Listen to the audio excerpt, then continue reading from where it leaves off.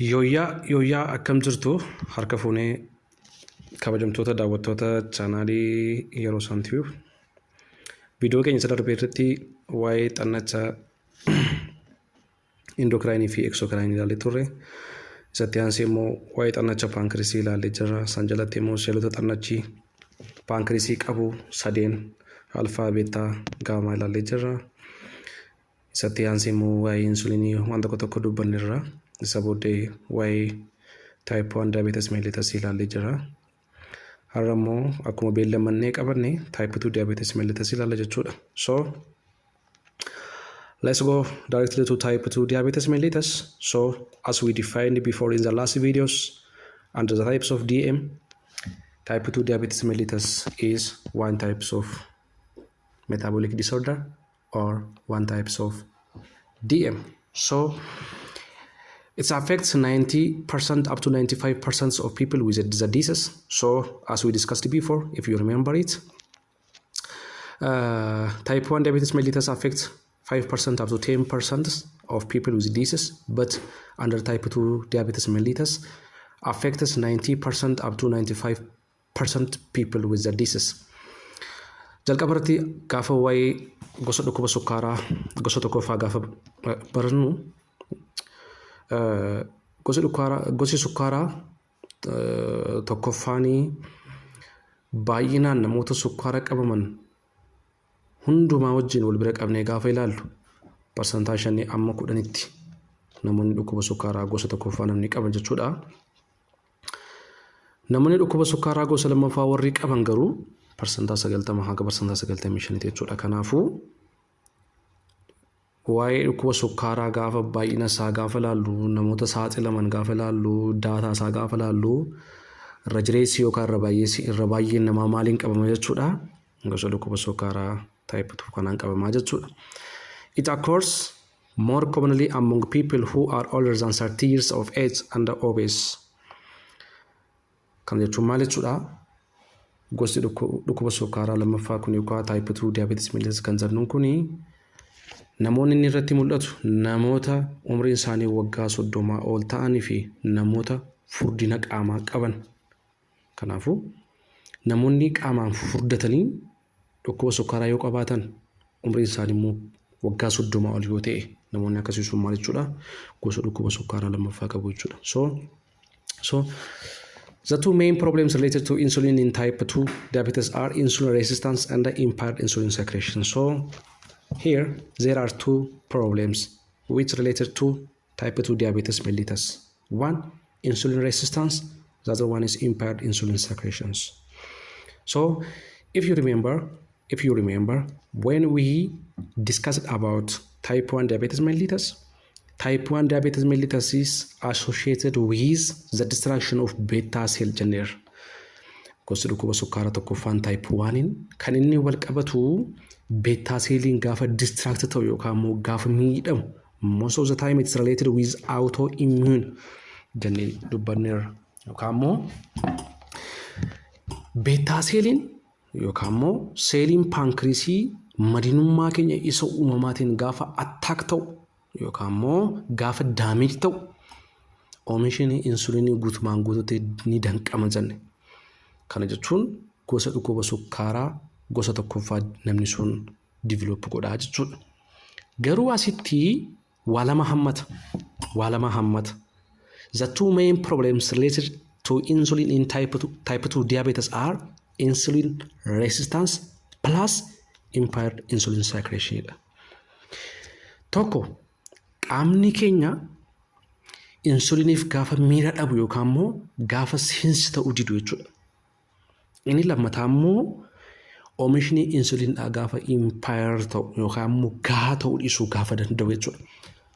Insuliniin hojii isaa gahee isaa hojjechuudhaaf gaafa gahuu dadhabu yookaan immoo baay'inaan insuliniin gaafa oomishamuu didu yookaan immoo qaamni keenya insuliniidhaaf akkuma beekamu waa'ee insulinii gaafa dubbannu insuliniin anaabolikiidha.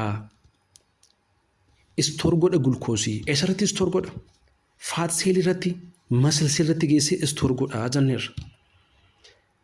Egaa namoonni dhukkuba sukkaaraa gosa lammaffaa namoonni develop godhatanii namoota umriin isaanii waggaa 30 ol darbedha jenneerra.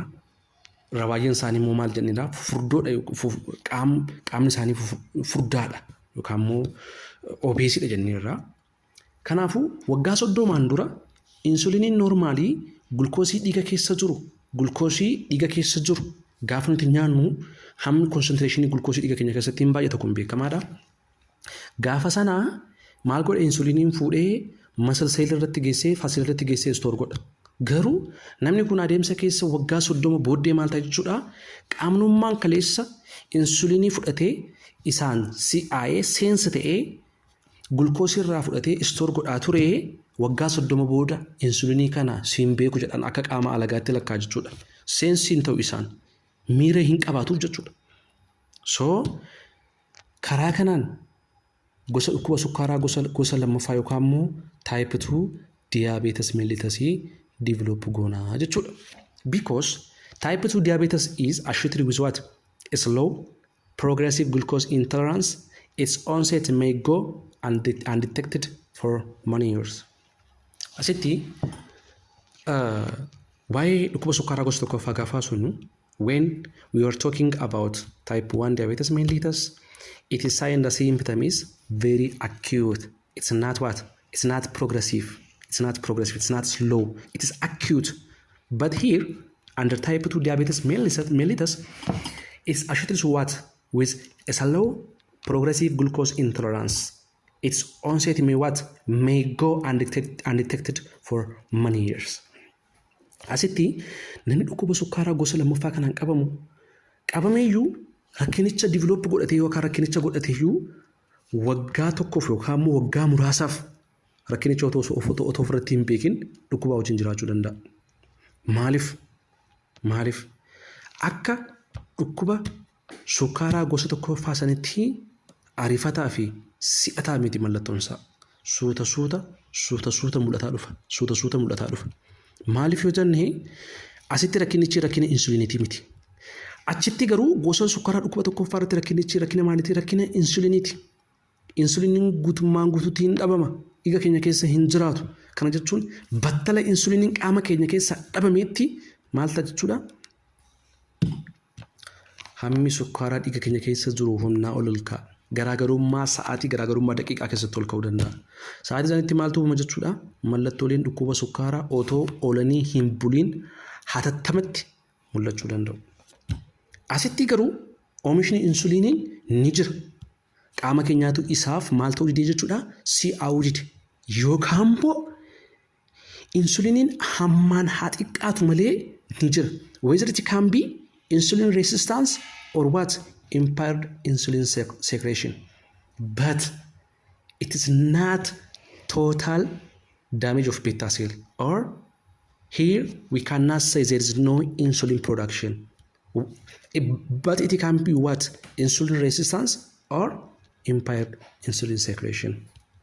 Whether it can be deficient or whether it can be what? Resistance. So qaama keenyaatu insuliiniif miraa'uu dhiisa malee insuliiniin lafa kanatti oomishni insuliiniidhaan ni jira. Inni kan biraa immoo hammi insuliinii oomishamuu qabu hin oomishamuu ta'a malee insuliiniin dhiiga keenya keessa jira. Kanaafuu sababa kanaatiif mallattooleen maal ta'u jechuudha? Suuta olanii bulanii suuta adeemsa keessa namni tokko rakkinichumayyuu godhatee waggaadhaaf waggaa 2 waggaa 3 yookaan immoo waggootaaf toorratti hin beekamiin dhukkubichaa wajjin jiraachuu danda'a jechuudha. If the patient experiences symptoms, they are frequently mild and they may include what? Fatigue, irritability, polyuria, polydipsia, poorly healing skin wounds, vaginal infection or blurred vision. Dhukkubsataan yookaan namni rakkinicha type 2 diabetes mellitus kan namni develop godhatee mallattooleen kun irratti mul'achuu danda'u. Mallattoo salphaa kanneen akka dadhabbii qaamaa, tasgabbii dhabuu, ammoo fincaanuu, baay'ee bishaan dheebochuu, bishaan baay'ee humnaa dhuguu, madaan keenya immoo poorly healing skin wounds jechuun gaafa wanti wayii tokko nu muru yookaan immoo gaafa wanti wayii tokko nu waraanu madaan keenya dafee fayyuu diduu vaginal infection naannoo qaama saalaa irratti infection baay'achuu blood vision yookaan immoo agartuun keenya sirriitti arguu dadhabu yookaan wanti akka gaaddiddeessuu wayii yookaan akka golgolaa wayii ija keenya duratti irratti mul'achuu danda'a. Mallattooleen kunneen suuta adeemsa keessa mul'achuu danda'u jechuudha. Nama akkamirratti namoota dhukkuba sukkaaraa gosa lammaffaa qaban irratti jechuudha. Poolidaayipshaa, pooliyuuriyaa fi poolifaajiyaanii mallattoo dhukkuba sukkaaraa isa kamiyyuuti. So we will see it in the future about the clinical features of DM. Clinical feature kan DM gosoota hundumaa tokkoon ganaa ilaalla. Amma garuu kan discuss godhaa jiru waa'ee dhukkuba yookaan gosoota DM ti. DM type 1 discuss godheerraa type 2 amma immoo discuss godhaa jirra. Viidiyoo itti aanutti immoo yookaan immoo ammumayyuu viidiyoo kana keessatti waa'ee gestational diabetes mellitus ilaaluu dandeenya jechuudha yoo sa'aatiin nu ga'e. So erga kana ilaallee booddee immoo fuulduratti viidiyoo itti aanutti waa'ee clinical features of diabetes mellitus bal'inaan ilaalla jechuudha. So let us continue. For the most patients, approximately 75% type 2 diabetes is detected incidentally. So one consequence of undetected diabetes is that long-term diabetes complication jechuun namoota 75% namoota gaanirratti type 2 diabetesiin akka tasaa kan irratti mul'atudha. Dafee sukkaarri sun argamu dhiisuun immoo maal ta'a jechuudha. Complication long-term complication akka develop godhu. Otoo ofirratti hin beekin namni sun because mallattooleen suuta mul'atu ati battalatti waan hin mul'anne namni dhukkuba sukkaaraa gosa kanaa qabu kun of shakkeellee yookaan immoo muddama keessallee galee dhaqee ilaalamuu dhiisuu danda'a. Kanaafuu suuta dhukkubichi keessootti rakkinoota baay'ee erga godhatee booddeedha kan irratti baramu incidentaalidha kan irratti argamu. Incidentaal jechuun waan biraatiif hospitaala galee rakkina biraatiif yookaan rakkina biraatiin qabalaata jedheefaa qorannaa garagaraatiif yookaan immoo waan garagaraatiif hospitaala akka dhufeen yookaan lafa wayiitti akkasitti irratti argamuu danda'a namoota 75% ta'an. Kanaafuu wanti kun immoo maalitti geessa jechuudha. Long term diabetes complication jechuun maal jechuudha. Complication yookaan rakkoo hamaa yeroo dheeraa irratti geessisuu danda'a jechuudha. So pathophysiology how type 2 diabetes mellitus is developed isa jedhu jechuudha. Akkamitti uumame how maal gaafa ta'u maaltu maal ta'e jennaan akkamitti uumame dhukkubni sukkaaraa gosa lammaffaadhaa kun eessaan adeemsa kamiin kan jedhu jechuudha pathophysiology. So normally insulin binds to special receptor on cell surfaces and initiates a series of reactions involved in glucose metabolism. Normally namni fayyaa qabu tokko yookaan namni nagaya qabu tokko insuliniin dhiiga isaa keessa jiru bakka inni itti aktu godhu yookaan immoo itti hojjetu sanarratti maal qaba jechuudha. Receptorii qaba. Receptora sanarratti dhaqee bind ta'ee initiates what? A series of reactions involved in glucose metabolism. Hojii isaa hojjeta jechuudha. Receptora qaba. Fakkeenyaaf amma muscle cell irratti glucose store godha. Kana jechuun maal jechuudha? Muscle cell irratti intini qaba. Receptora qaba. Receptora sanarra dhaqee attach ergatee booda adeemsi glucose metabolism akka itti fufu yookaan immoo storage of glucose initiate godha jechuudha. Initiate godha. Kun adeemsa nama nagaa qabu yookaan fayyaa qabu tokkooti. In type 2 diabetes, thus intracellular reactions are diminished. Garuu gosa dhukkuba sukkaaraa lammaffaa warra qaban irratti adeemsi insuliniin dhaqee receptorii isaa irratti attach ta'ee adeemsi inni reactionii adeemsisu kun maal jechuudha? Diminished ta'a. Ni dhabama yookaan immoo ni hafaa jechuudha. Making insulin less effective at stimulating what? Glucose uptake by tissue and at regulating glucose release by the liver. Here, akkuma amma reefu haasaa dhufne jechuudha. Glucose store godha glucose geessee insuliniin glucose store godha dhaqee eessarratti seelii maashaa irratti kazaamoo liiveriidhaan maal jedhaanii akka isheen glucose biraa releasing goonee inhibit godha yookaan immoo saayinaal godha jechuudha. Saayinaal godha. Asitti maal ta'a jechuudha? Qaamni keenya adeemsa keessa waggaa 30 booddee insulinii wallaala. Isaan hin miiraa'u. Isaan hin beeku. Kanaafuu maal ta'a jechuudha? Namni kun type 2 diabetes mellitus develop gochuutti fufaa jechuudha. The exact mechanisms that leads to insulin resistance and impaired insulin secretion in type 2 diabetes are unknown. Sababni isaa maaltu qaamni keenya insulinii akka wallaalu waggaa 30 dura nagumaan hariiroo gaariin wajjin jiraachaa turanii waggaa 30 booddee immoo maaliif akka isa wallaalu sababni isaa haga ammaatti hin beekamu jechuudha. Hin beekamu. Maybe waa'ee zarii wajjin wal qabachuu danda'a ምናምን wanti jedhamu qorannoo akkasii jiraachuu danda'a garuu exactly waan kanaatu qaamni keenya akka isa wallaalu godha wanti jedhamu hamma ammatee wanti beekamee hin jiru jechuudha.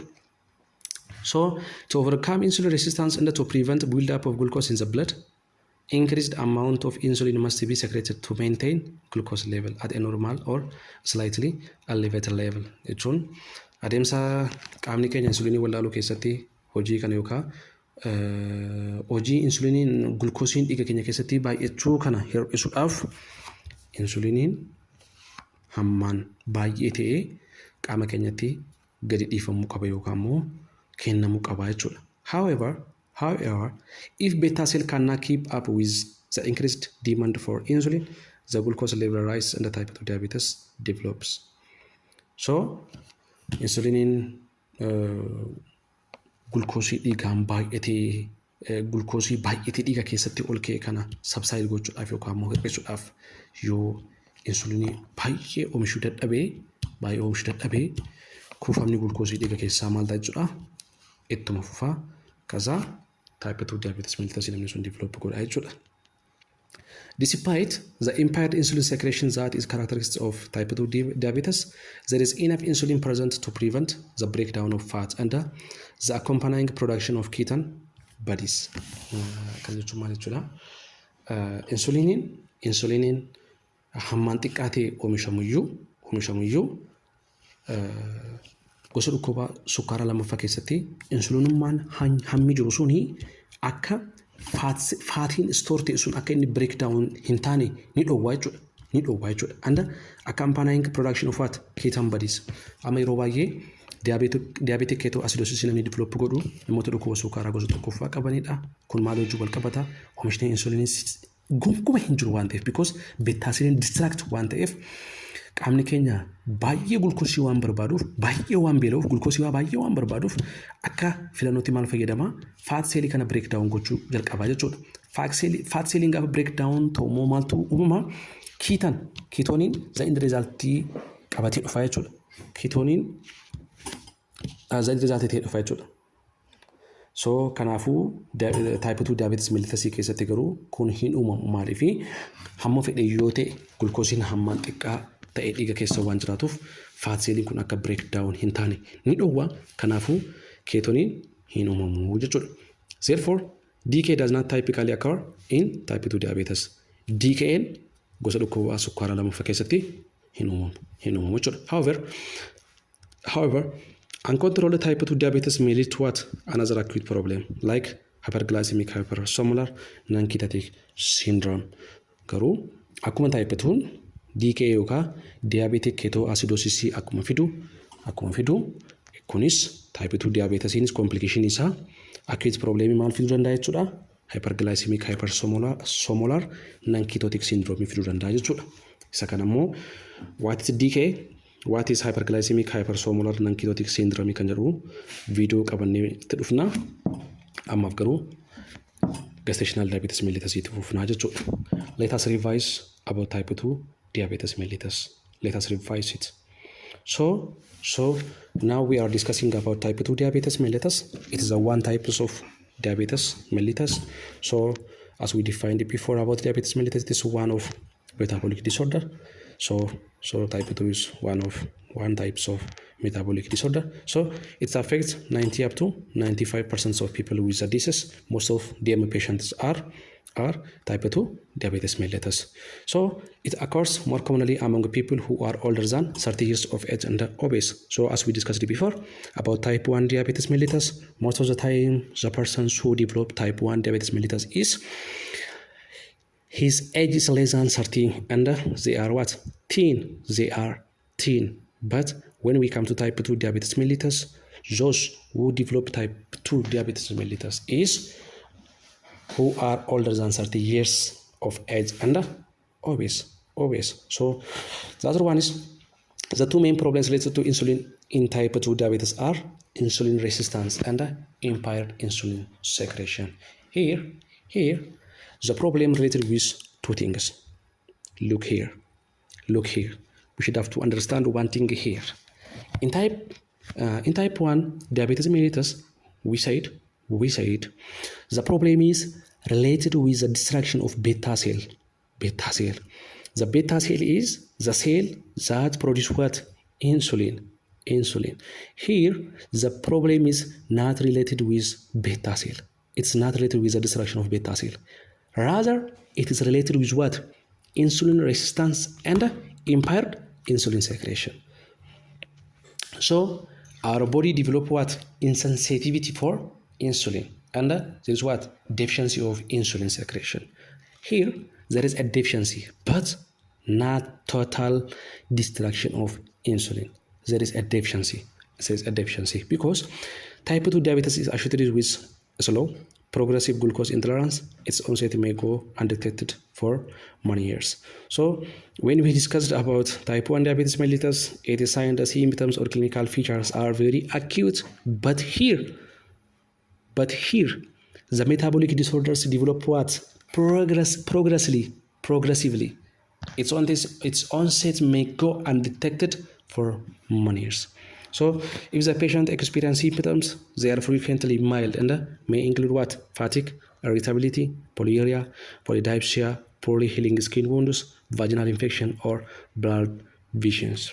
So for most patients, approximately 75 type 2 diabetes is detected incidentally. So one consequence of undetected diabetes is that long-term diabetes complication. One consequence of undetected diabetes is that long-term diabetes complication. So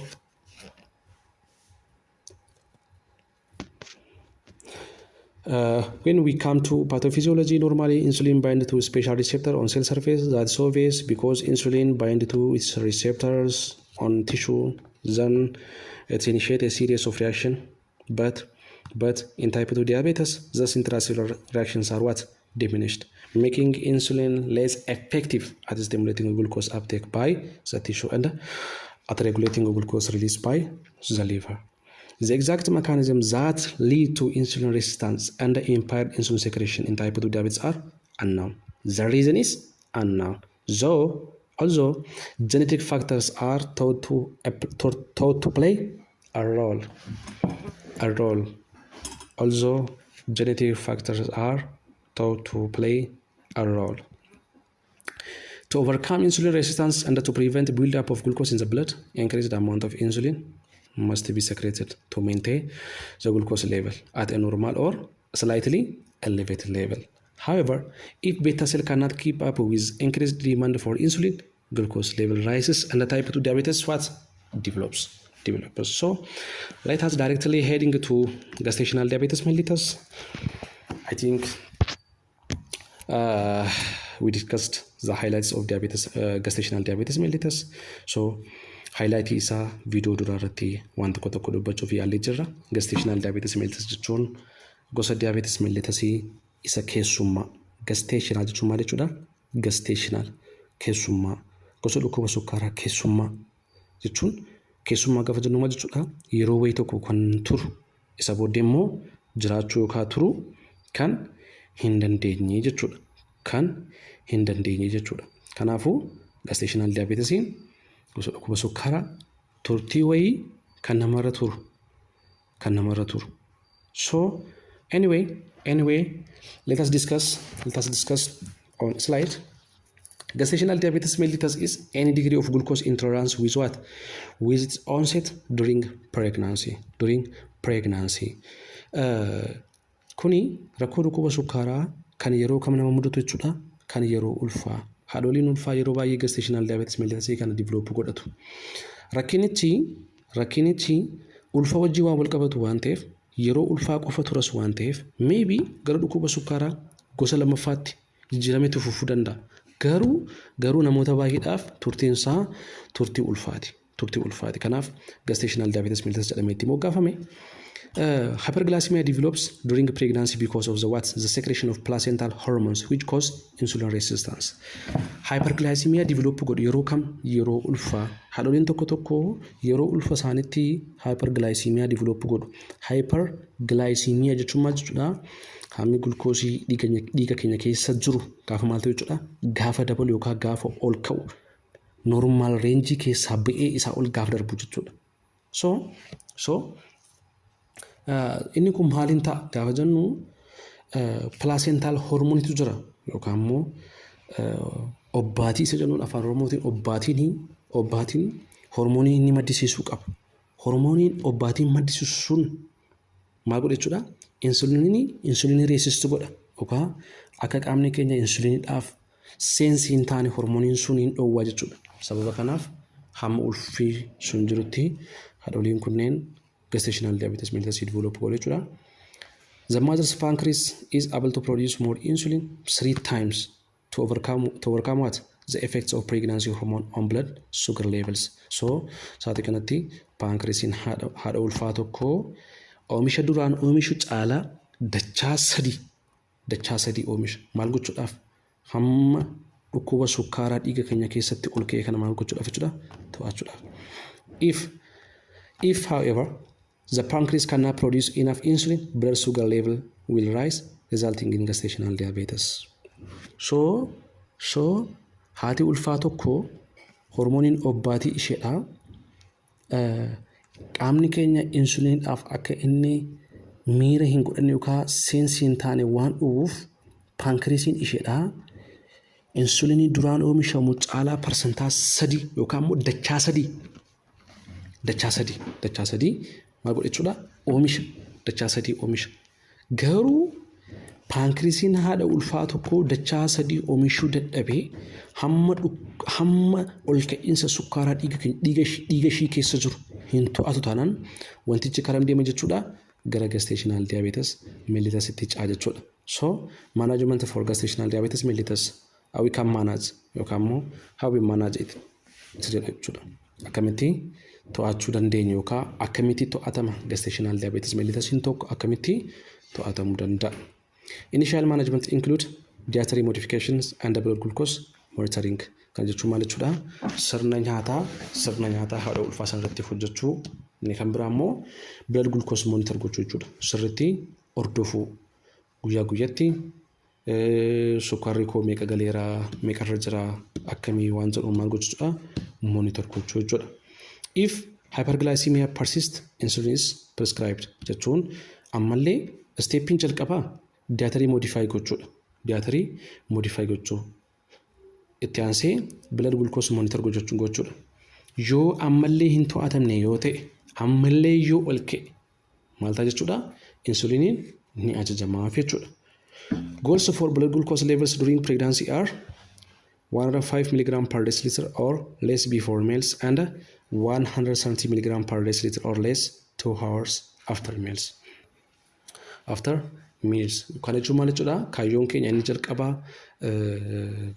gaafa hamma sukkaara dhiiga kee haadha ulfaa keessaa tokko gaafa to'annu 105 milligram per deciliter or less before meals. Osoo nyaata nyaatiin miligiraama 105 per deciliter ta'uu qaba. Garuu immoo nyaattee amma sa'aatii 2 booda nyaattee sa'aatii 2 booda immoo miligiraama 130 per deciliter dhufuu qaba jechuudha. So reenjii kanattidha kan to'atamuu barbaachisu. Reenjii kanattidha. Otoo nyaatiin 105 milligram per deciliter, but after 2 hours of meals 130 or less jechuudha. After delivery, blood glucose levels in a woman with gestational diabetes mellitus usually turn to normal. Namni tokko ulfa sana erga dahee booda yookaan ilmoo erga godhatee booddee hammi sukkaara dhiiga keessaa maal ta'a? Normaality itti fufaa jechuudha. Itti deebi'a normaality. However, Many women who have had gestational diabetes mellitus develops type 2 diabetes later in life. Garuu yeroo baay'ee namoonni baay'een gosa dhukkuba sukkaaraa gestational diabetes mellitus qabanii achumaan gosa dhukkuba sukkaaraa lammaffaa itti fufuu jechuudha. For this reason, a woman who has had gestational diabetes mellitus should be counseled to maintain her ideal body weight and to exercise regular to reduce her risk for type 2 diabetes mellitus. Sababa kanaaf, for this reason, a woman who has had gestational diabetes mellitus haati ulfaata kan gestational diabetes mellitus develop godhatte should be counseled to maintain her ideal body weight jechuun ulfaatina qaama ishii sirriitti to'achuu danda'uu qabdi, sirna nyaata ishii sirriitti hordofuu qabdi, exercise hojjechuu qabdi regularly to reduce what type 2 diabetes mellitus akka developing godhaneef wantoota kana gochuu qabdi jechuudha. This is all about type 2 diabetes mellitus and the gestational diabetes mellitus. I think we have finished. So in the next video, we will discuss about the clinical features of diabetes mellitus. Under the clinical feature of diabetes mellitus, we will see about type 1 diabetes mellitus clinical feature, about type 2 clinical features. The other one is gestational diabetes mellitus clinical features. So fuuldura kanneen kan laallu ta'a.